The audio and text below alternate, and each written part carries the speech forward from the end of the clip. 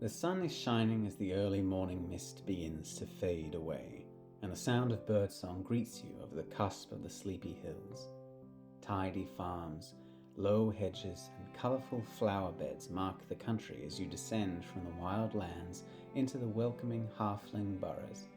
Here, in a landscape dotted with cosy houses and bustling market squares, the halflings go about their days with a cheerful diligence that warms the heart and soothes the spirit.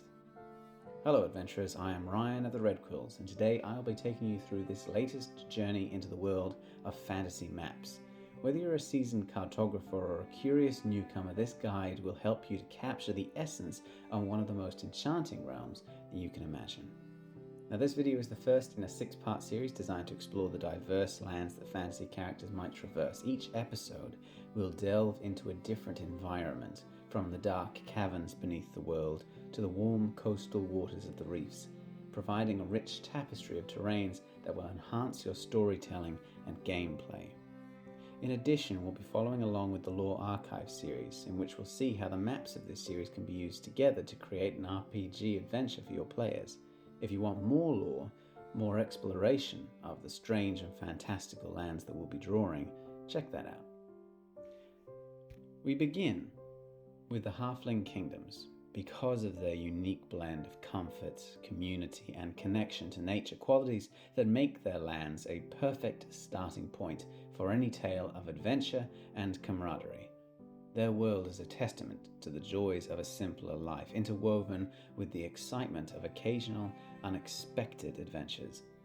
For today's creative endeavor, I'll be using an A2 sheet of 240 GSM watercolor suitable paper, as I'll be doing a lot of painting later on.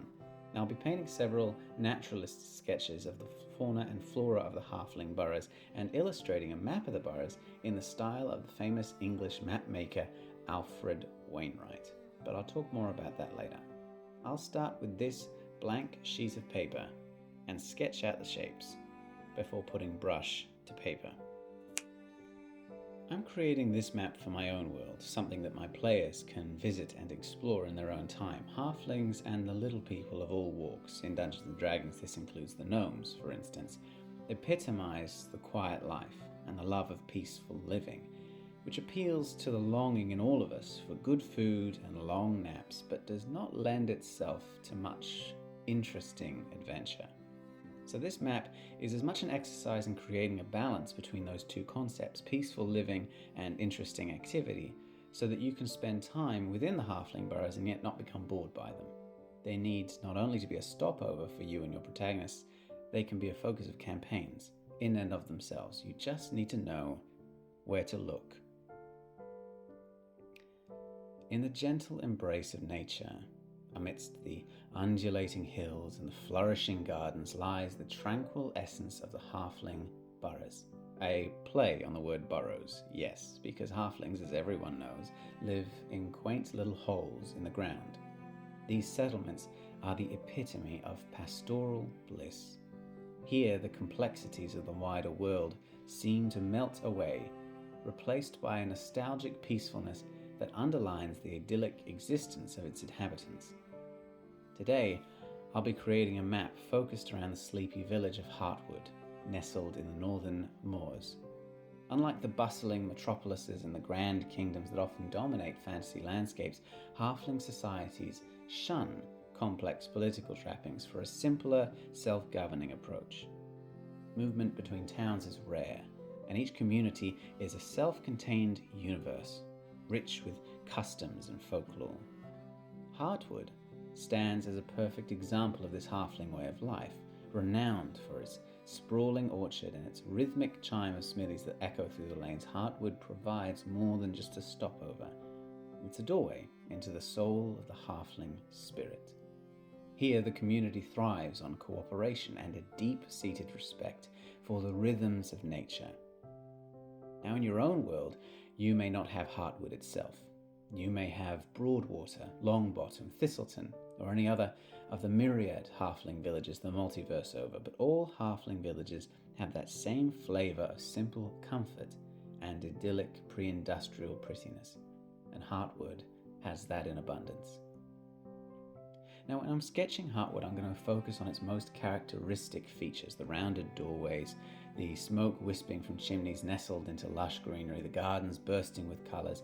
I'm emphasising the organic, built into nature aesthetic by letting the landscape dictate the placement of structures. Heartwood's terrain is much more steep and mountainous than, for instance, the Shire for the Lord of the Rings. I'm basing it a lot more on the Lake District in northern England, because in that kind of crumpled terrain, where all of the crags and the peaks and the valleys are squished together into a small area, there's much more to be found in a small area, which appeals to the halflings, whose sense of distance is, of course, halved compared to ours. Consider Heartwood's economic backbone. Now, perhaps it's known as I'm making it for a particular type of fruit or a traditional craft. I'm going to embed such details not only to enhance the map's authenticity, but also to provide a potential story hook for narrative explorations or gameplay. To help with that, I'm going to be adding in the naturalist sketches on either side. Each of the flora and fauna will have some kind of use for the locals, whether that's medicinal, whether it's as a food, or perhaps as a beast of burden. Something to remember is that everything in a halfling village is smaller and closer to the ground. Now adjust your scale accordingly when you're drawing your own. Smaller door frames, lower roofs, tiny windows. This not only reflects the physical stature of the halflings, but also contributes to the coziness of their architecture. And the scale affects daily life. How do halflings design their homes to accommodate visitors from taller races? Perhaps fold-out steps or specially designed guest quarters are common in inns, but I doubt they would go to that length in their own homes. Additionally, the scale's not just in the buildings themselves. Like I was saying before, smaller people have smaller legs. A mile for a halfling is the same for them as 2 miles for one of the big folk. Their villages are closer together, their hills are larger, their wildernesses are more wild. There's more to be found in the world for a small person. Now I'm beginning with the topography here. Heartwood, like many halfling settlements, is surrounded by rolling hills which provide natural protection and farming opportunities. Including small streams or brooks later on will add to that bucolic charm and serve practical purposes like milling or washing. Terrain influences their lifestyle. The hills will host festivals. Perhaps they're the prime location for a yearly race. Such events can be highlighted on your own map as points of interest. I'll talk about more specific points in my map later on. Now, besides the homes and the public buildings, I'm going to include other geographical landmarks, like the mills and the signposts and the inns, but you can have ones of your own, like the Great Oak or the Mirror Pond. These are not only visually appealing, but they serve as communal spaces for gatherings and festivals. Legends add layers to your maps. They make it a richer narrative tool, so use these features to tell a story. Maybe the Great Oak is the meeting place for a historic treaty, or the Mirror Pond is believed to be enchanted. Now, as we delve deeper into the Halfling Boroughs, our maps need to mirror the richness and the texture of Halfling life. Let's embroider our canvases with the minutiae that make a village not just seen, but felt. Now, when I'm depicting the homes of my halflings, it's essential that I think beyond mere structures. I have to envision them as extensions of the halflings themselves. Each dwelling should suggest comfort and safety, snuggled into the landscape with natural materials, surrounded by lush, well-tended gardens. I'm using warm, earthy tones and soft, rounded shapes to convey a sense of welcoming coziness. And consider the personal touches that might define each home's character. Perhaps one halfling is an avid gardener with an array of pots and climbing vines, while another displays a collection of wind chimes or books. These details will only ever add to the visual appeal and the story of your map. Later on, when I go through creating the roads in a red ink, the pathways in the Halfling village will be more than just a practical route for travel. I've already sketched them out, but it's important to think of them all the way through, because they're the veins through which the lifeblood of the community flows. Design them to meander gracefully between homes and public spaces, suggesting not haste, but a pace to life. Accent these pathways with benches with flowering plants, stone bridges, shaded trees to create picturesque scenes that invite the viewer to linger. In my map, while I can't have all of those details because of the scale that I've chosen, I have an illustration down the bottom which should give an idea as to the feeling within Heartwood itself. Now think about how the ground level, the pathways that connect the key areas of the village, such as the market or the town hall, the tavern or the mill, their layout can reveal so much about the community's priorities and lifestyle. In your map, include hidden nooks and unexpected treasures that promise mystery and adventure. A small copse might hide a grotto of fairy statues, or a nondescript door in the alley may lead to a secret meeting place for halfling adventurers, if that's not a contradiction in terms. These elements won't just pique interest, but they'll also encourage a closer examination of your map. Use them to hint at larger stories or historical events, perhaps the hidden grotto or the foreboding cave, or once a sacred site for ancient ceremonies, or a secret door used by smugglers during a long-forgotten war. Such backstories will add layers of intrigue and encourage a deeper engagement with the setting. Now, as we're delving into the finer details of our map, I want to draw some inspiration from a legend in the world of cartography, Alfred Wainwright, the English hiking enthusiast. Now, I'm talking about him for this map because he hikes a great deal throughout England. And because I'm basing a lot of the terrain around Heartwood on the Lake District in northern England, because of its feeling corresponding to what I want the halflings to evoke, Wainwright's style is perfect. He was specifically focused on hiking trails throughout the parks and wild areas of the UK, but his distinct style beautifully captures the essence of landscape and place, and it promotes such importance on specific landmarks that wouldn't normally decorate a map. He will note down lines of cairns along the side of a trail, or he will make sure that a carved stone is marked, because you'll use those to determine whether or not you're on the right trail. Wainwright's approach was meticulous and intimate. It often incorporated hand-drawn lines that followed the natural contours of the land, annotations that are not only shared directions, but also local stories. Now, this style is just perfect for mapping the Halfling Boroughs, as it allows us not only to highlight the geography, but the Halfling soul and heart. In adopting the style for our map of Heartwood, I'm going to focus on creating a series of pen and ink illustrations that do more than just guide. I want them to invite. Each stroke, each symbol is considered, from the rounded doorways of the halfling homes to the winding paths that connect them. Annotations will play a key role here, providing insights into halfling life, perhaps a noted recipe famous in the region, or an anecdote about a particularly festive local holiday. This level of detail doesn't just depict a place, it brings it to life, encouraging the viewers not only to see it, but to feel the warmth and the charm of the halfling way.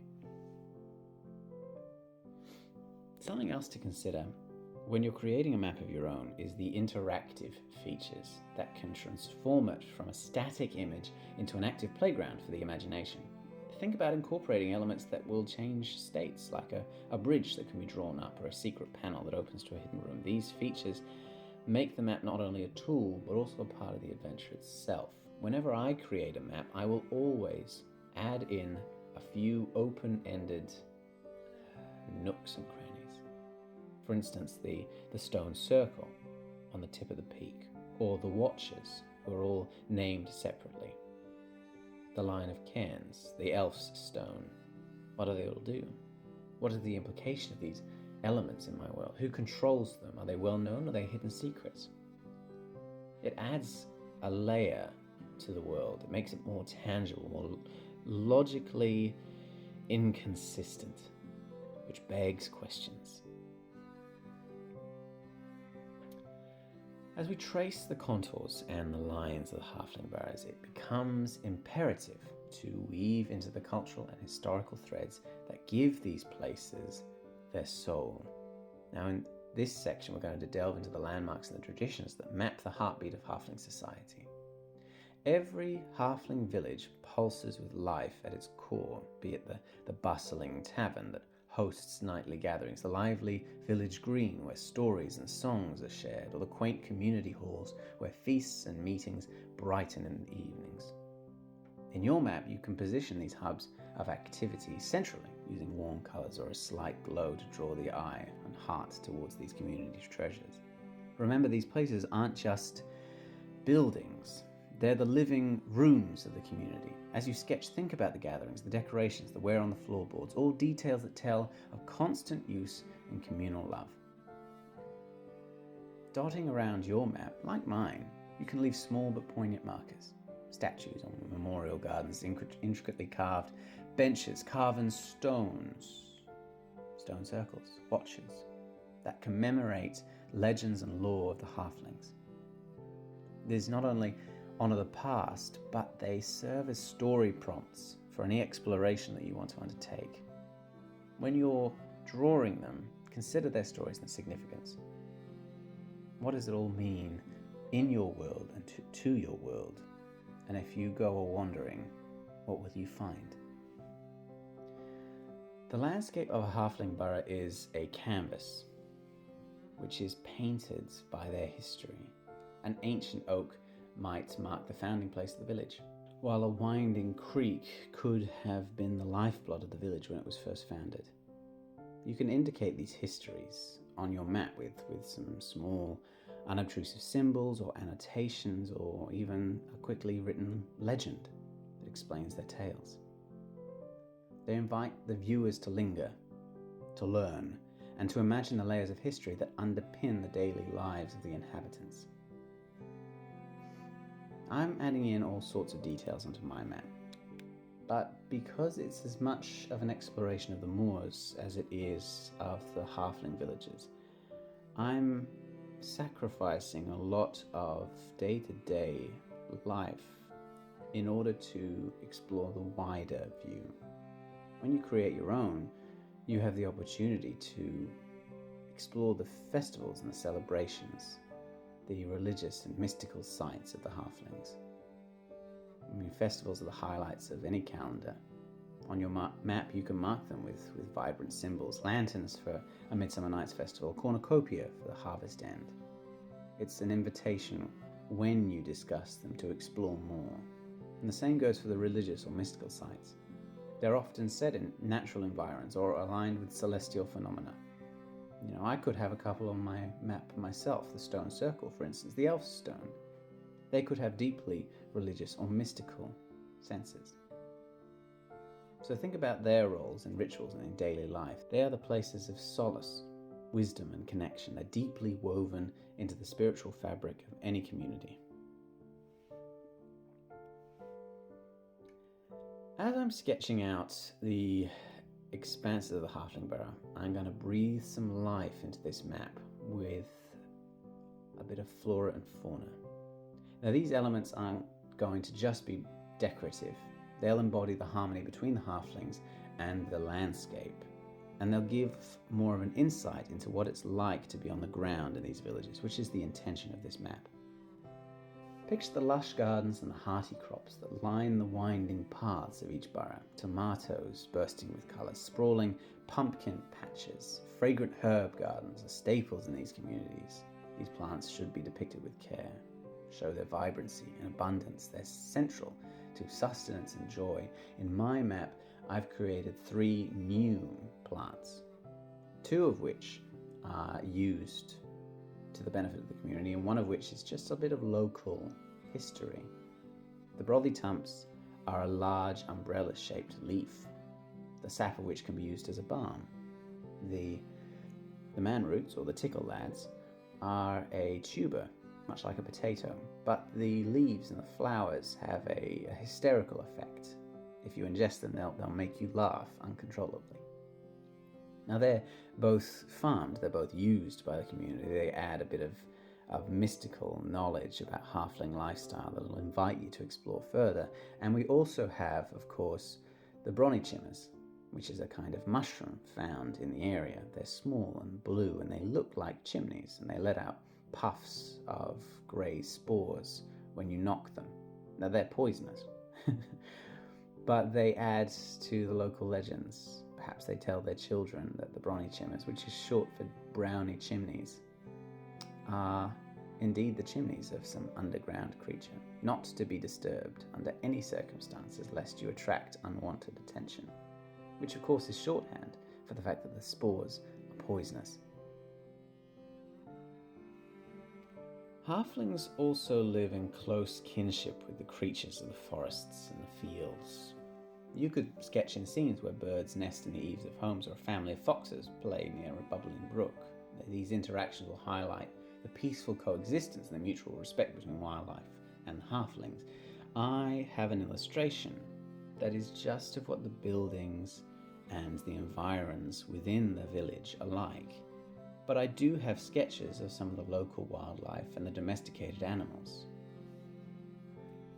The trussbirds and the tuskets are both creatures that have been domesticated by the halflings.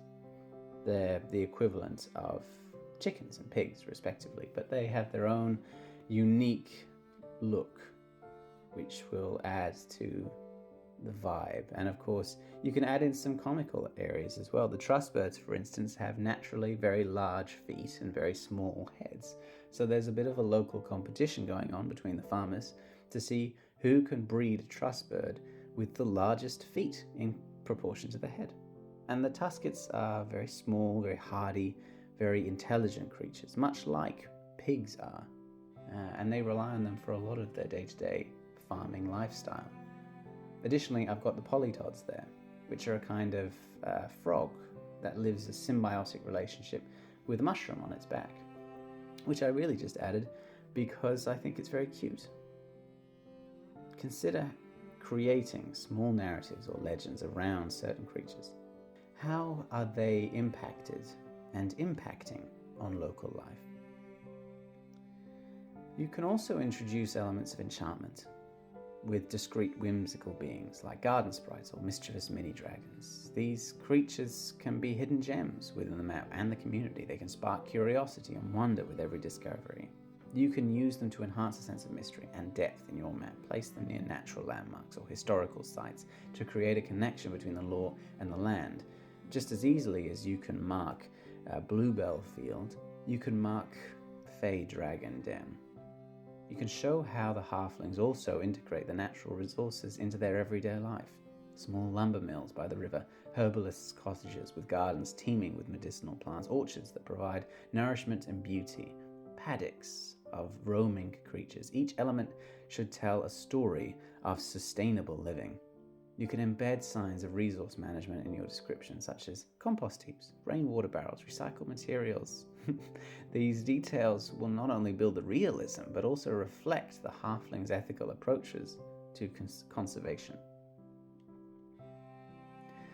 And that brings us, finally, to the close of our gentle stroll through the Halfling Boroughs.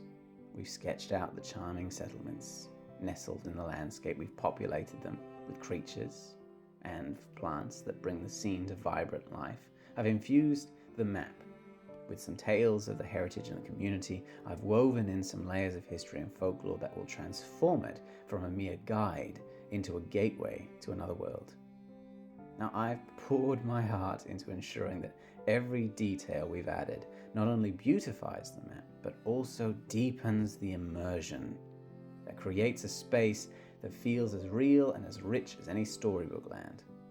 I'm looking forward to seeing how you can bring these elements into your own fantastical creations. Now later this week, don't miss the companion piece on our channel on the Lore Archive, where we'll dive deeper into Halfling folklore, which will enhance the understanding of the scenes that we've mapped today.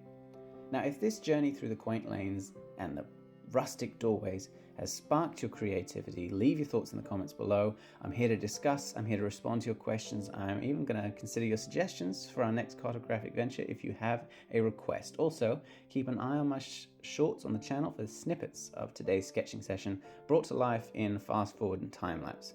Next week, we'll begin a new series exploring the mystical realms inhabited by the Underdark elves, the Drow, mapping out their ethereal stalagmites and the arcane secrets that are hidden in those cavernous, winding paths. Make sure that you're subscribed and have notifications turned on so you don't miss a moment of those enchanting excursions. Now, thank you for everyone who supports the Red Quills, whether through watching, commenting, or contributing. For those who wish to help us keep the quills sharp and our parchment aplenty, consider making a donation or support the commissions that are available on our website. The link is in the description below. Every bit of support helps to make these adventures continue. Safe travels on your creative journeys, and I'll see you on the next map.